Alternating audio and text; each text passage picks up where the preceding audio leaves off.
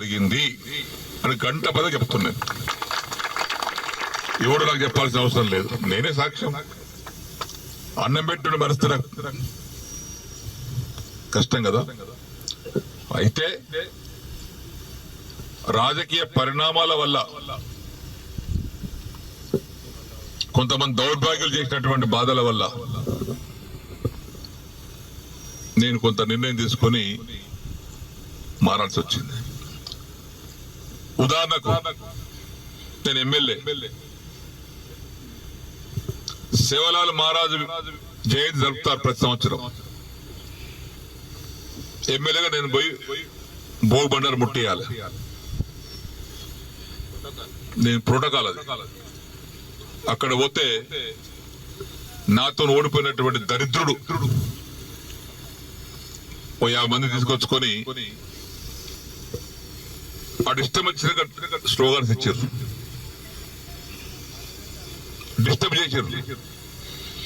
నేను రాకపోతే 10 నిమిషాలు ఆగిన వస్తుండంటే కూడా, కానీ ఆ గౌరవాన్ని స్వీకరించకుండా అల్లరి మూకలకంతా కలిసి అల్లరి చేశారు. నేను బద్యనాయక్ వేదిక ఉంటే బద్యనాయక్ మైక్ పడేసి నడు సార్ ఇలా బుద్ధి రాదని చెప్పి వెళ్ళిపోయారు. బడాపాడు కాడ ఉర్స్ సందర్భంలో చాందిని ఎత్తిపెట్టుకొని గుర్రం కప్ప చెప్తాం ఆ ఊరోళ్ళకు. ఎప్పటిలాగా నేను గుర్రం మీద అది చాంది ఎత్తిపెట్టుకొని వాళ్ళు కవాలికి వాళ్ళు అయిన తర్వాత ఆ గుర్రం కప్ప చెప్తే ఈ మహానుభావుడు వచ్చి అల్లరి చేసి ఆ గుర్రం పెట్టినట్టు చాందిని మళ్ళీ వాపస్ తెప్పించాడు. ఆడవాళ్ళు మొత్తుకుంటున్నాడు, వాపస్ తేవద్దు, అది మంచిది కాదు ఊరుకని. కొట్లాట అయింది. ఆ కొట్లాట నేను ఎందుకు ఉండాలని చెప్పి కారెక్కి వెళ్ళిపోయినా. అంబేద్కర్ జయంతి బాన్స్వాడ జరుగుతుంది. నేను పూలమాలేసి కిందికి దిగిన.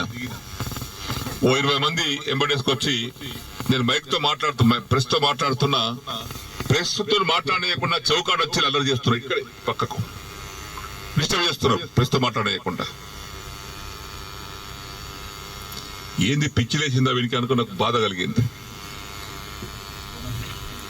కోనాపూర్ రెసిడెన్షియల్ స్కూల్ 12 కోట్ల రూపాయలతో కేసీఆర్ శాంక్షన్ ఇస్తే ఆ ల్యాండ్ లేకపోతే భూమి దొరకకపోతే దళితుల భూమి ఉంటే నేను 20 లక్షలు పెట్టి భూమి కొన్నా. ఆ భూమిని నగదిచ్చి ఆర్డీఓను తహసీల్దార్ పిలిపించి నగదు 20 లక్షల రూపాయలు లబ్ధిదారులకు ఇచ్చి వాళ్ళతోని రాసుకొని రిజిస్టర్ చేసుకొని 7 జూన్ నాడు రాసుకున్నాం. 8 జూన్ నాడు నేను భూమి పూజ చేస్తాను పోయినా. భూమి పూజ చేసిన హైదరాబాద్ రామోజీరావు చనిపోతే హైదరాబాద్ వెళ్ళిపోయినా. పోయి అంత్యక్రియలు అయిన తర్వాత ఇంటికి వచ్చి స్నానం చేసి తింటున్నా. ఒక అధికారి ఫోన్ చేసిండు ఏడ్చుకుంటా. ఎవరైనా మీరు ఏడుస్తుంది ఎందుకంటే, సార్ నేను పలానా డిప్యూటీని నిన్న మీ ఎంబడి వచ్చి శంకుస్థాపన భూమి పూజ చేసిన రవీందర్ రెడ్డి గారి ఇంటికి పిలిపించి నన్ను ఇష్టం వచ్చిన తిట్టిండు, బండబూతులు తిట్టిండు. నువ్వు ఎమ్మెల్యే మరి ఎందుకు పోయినావు, నాకు అడిగి పోవాలి కదా. లేదు సార్ ప్రోటోకాల్ ప్రకారంగా పోవాల్సి వస్తుంది సార్. నేను లేదు నాకు అడిగేదాకా పోతాక వీల్లేదు, నువ్వు అడిగిపోవాలి. ఆ కాంట్రాక్ట్ పిలిపి పని బంద్ చేసి ఇక్కడ నుంచి పీకుర్రి. ఆ కాంట్రాక్ట్ పిలిపిస్తే వాడు భయపెట్టించి మొత్తం తట్టబడి వదులుకొని వెళ్ళిపోయి అని చెప్పాడు. నేను వస్తున్నా రేపు ఆడ కుసుండి కూర్చేసుకొని పని చేపిస్తా, ఏ నా కొడుకో చూస్తా అని చెప్పి వాళ్ళు ధైర్యం చెప్పిన. అట్లా చేసారు. ఆ డబుల్ బెడ్రూమ్ పిలిచి నేను పొంగులేడికి అడిగితే ఇస్తానాడు. 2 సార్లు ఫోన్ చేసి ఇస్తాను. 3వ సారి ఫోన్ చేస్తే నేను ఢిల్లీలో ఉన్నా, హైదరాబాద్ వచ్చి మాట్లాడుతున్నాడు. హైదరాబాద్ వచ్చినా మాట్లాడే ఏంటంటే రవీందర్ రెడ్డి ఓడిపోయాడు కదా, ఆయన ఇదేద్దని చెప్తున్నాడు. అందుకే ఆపేసిన. ఈ రోడ్లు దుర్కి నుంచి బీర్కూర్ రోడ్డు వైడనింగ్, నసలాబాద్ నుంచి బైరాపూర్ మీదుగా పోతంగల్ వరకు double road, Varni Tagilapalli Kotagi double road, Chandur Lakshmapur Jalalpur double road, Rudrur Boppapur Bhavanpet double road, Varni Ganpur Varni double road.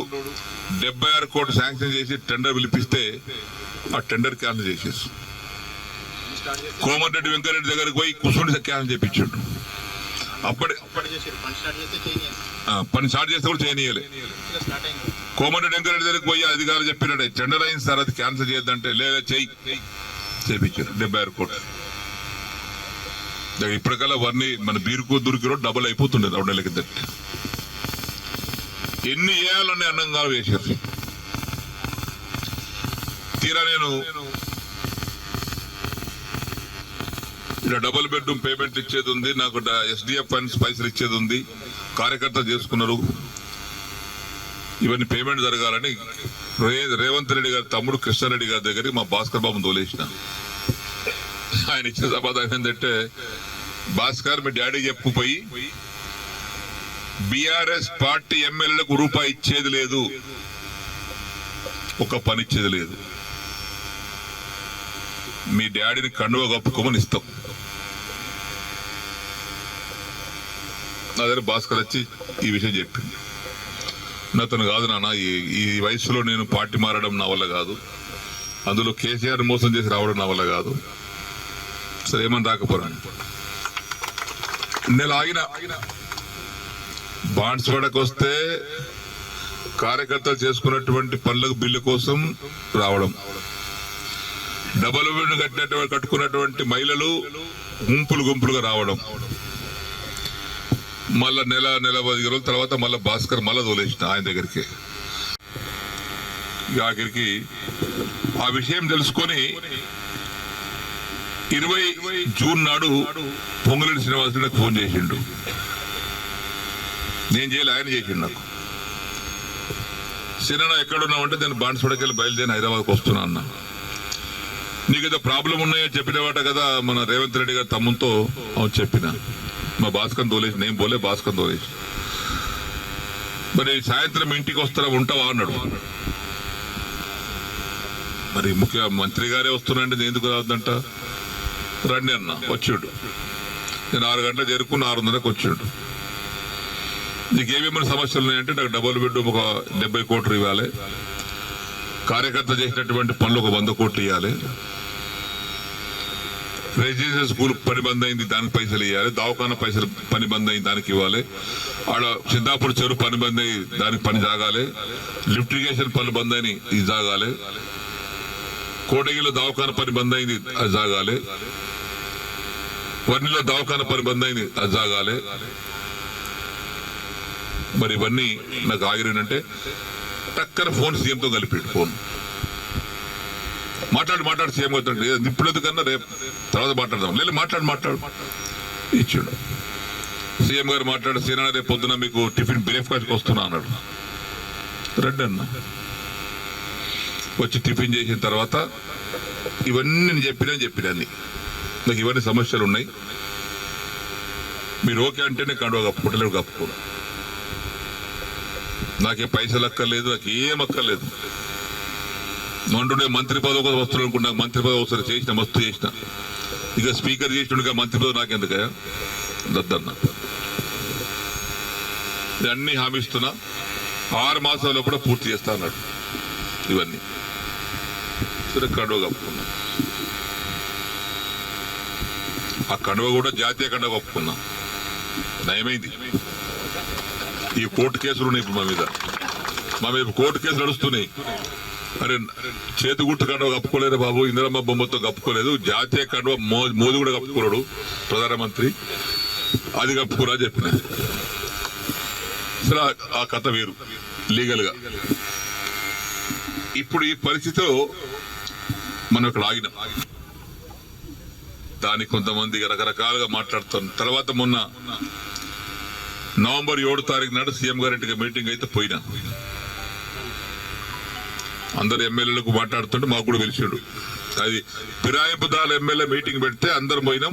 Meeting అయినాక విడివిడిగా మాట్లాడిపోయినాం. పొంగులేటి శ్రీనివాసరెడ్డి కూర్చున్నాడు, బట్టివి కూర్చున్నాడు ఆయన పొలిటికల్ ఆ ఛాంబర్లో. నేను పోయి శ్రీనివాసరెడ్డి రేవంత్ రెడ్డి గారు లేచాడు, కూర్చోసేనని అన్నాడు. ఒకటి అడిగితే సమాధానం చెప్పినా కూర్చుంటా అన్నా. ఏందన్నాడు, నేను నీకు 21 జూన్ నాడు నాకు కండువ కప్పిన రోజు నాకేమైనా పైసలు ఇచ్చినావా, నన్ను ఏమైనా కొన్నావా, కట్లట్టు వచ్చినా కొన్నావా చెప్పు, నాకేమైనా ఇద్దరు ఉన్నారు, నన్ను ఏమన్నా నా ఎమ్మెల్యేషిప్ కొన్నావా, నన్ను కొన్నావా చెప్పు, నేను అమ్ముడు పోయినా నీకని చెప్పిన. లేదు పోలేదు ఇయ్యలేదు. మరి దేనికోసం వచ్చినా ఈ సమస్యల కోసం వచ్చిన ఏమైనా అయిందా? ఏం కాలేదా? ఏమైంది? 100 కోట్లు HDF ఉంటే 30 కోట్లు ఇచ్చారు. తర్వాత బంద్. దగ్గర 70 కోట్లు డబుల్ బెడ్రూమ్ ఉంటే 20 కోట్లు ఇచ్చి 25 కోట్లు ఇచ్చి 45 కోట్లు ఇవ్వాలి. బంద్. పనులన్నీ పేమెంట్ లేక ఆగిపోతున్నాయి. ఆ కాంట్రాక్ట్ పని చేయమంటే పేమెంట్ ఇవ్వమని అంటున్నాడు. దవాఖాన బాన్సుడు బంద్ అయింది. కోర్టు దవాఖాన బంద్ అయింది. సిద్ధపరిచారు వారి కాంట్రాక్ట్ 40 కోట్లు ఇవ్వాలి, వాడు బంద్ చేసిండు. మరి వీటి కోసం వచ్చినాయి కదా నేను. లేదా బట్టి గారు చిన్న దగ్గరికి ఇలా లిస్ట్ మొత్తం తీసుకోండి, ఆ లిస్టు తీసుకొని 2 సార్లు ఇచ్చేయండి, ఒకసారి కాదు కానీ. ఇక పొంగులేటి గారు ఆ లిస్ట్ తీసుకోండి, 2 సార్లు మీరు ఇచ్చేయండి.